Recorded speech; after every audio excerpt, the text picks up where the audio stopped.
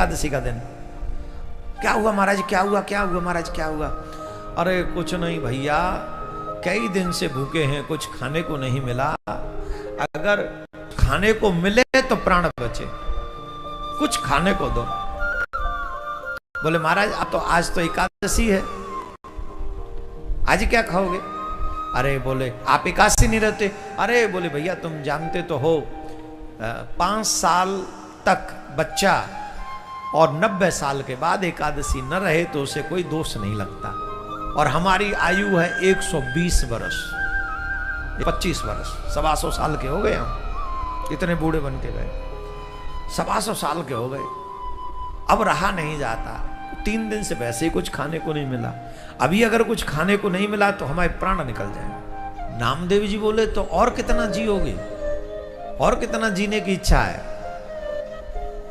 लोग 100 साल में चले जाएं बहुत है, तुम तो महायात्रा कर चुके, 120 इनफ होती है, 125 जी चुके हो, लीला पूरी होने दो। और आज वैसे एकादशी, आज प्राण निकल गए तो फिर लौट के नहीं आना पड़ेगा, आज तो बैकुंठनाथ के दरवाजे खुले, आज के दिन जो मरेगा सीधे बैकुंठ जाएगा।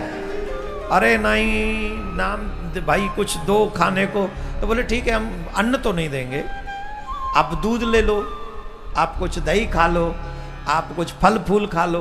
बोले कुछ नहीं खाएंगे, हम बचेंगे तभी जब हमें दाल भात खाने को मिले। अब भीड़ इकट्ठी हो गई, नामदेव तो एकादशी के दिन किसी कुछ देता ही नहीं, अब क्या होगा?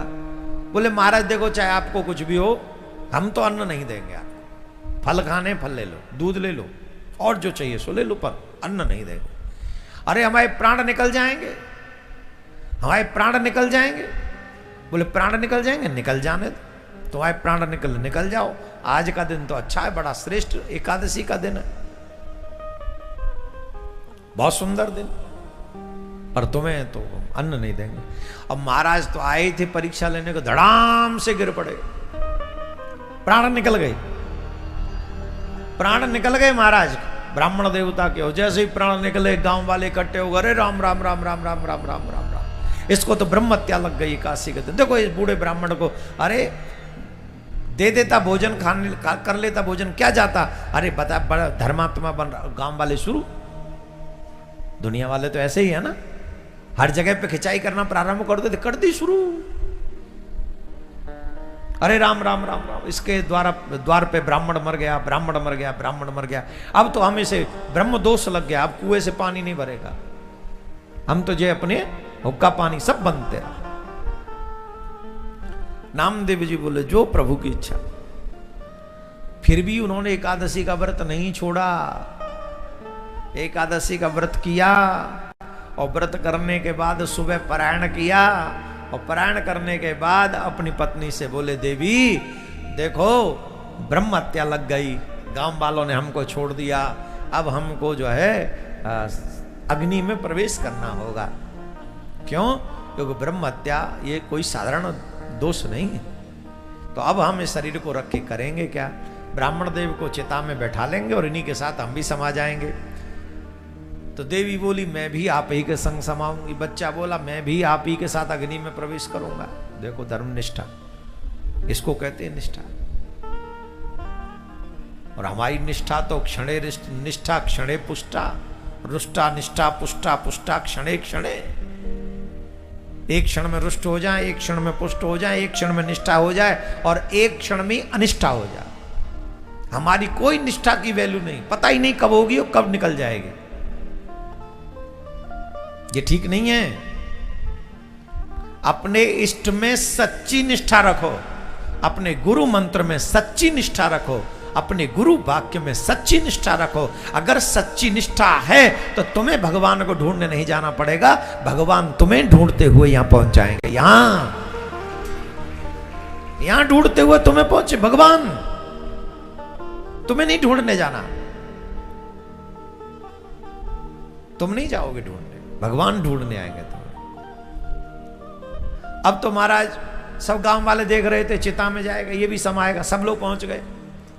अब महाराज पहले तो ब्राह्मण बहुत लंबा चौड़ा चिता बनाया, वो चिता में अग्नि लगाई, ब्राह्मण का शरीर उस पे रखा, और ब्राह्मण का शरीर रखा, उसमें जैसे ही अग्नि लगाई, और फिर जैसे ही नामदेव जाने लगे तो भगवान को लगा हो गई परीक्षा, और 125 साल के बूढ़े ब्राह्मण बन के लेटे हुए चिता पे, और चिता पे जब लेटे हुए तो जैसे अग्नि ने थोड़ा सा स्पर्श किया होगा, ठाकुर जी कुलबुलाए होंगे अंदर ही अंदर, और जैसे ही थोड़ा गरम गरम लगा होगा तो ठाकुर जी तो लीला करते, ठाकुर जी ऐसे तो है नहीं, अग्नि में क्या सामर्थ्य जो ठाकुर जी को जला सके, क्या उसकी इतनी वैल्यू है?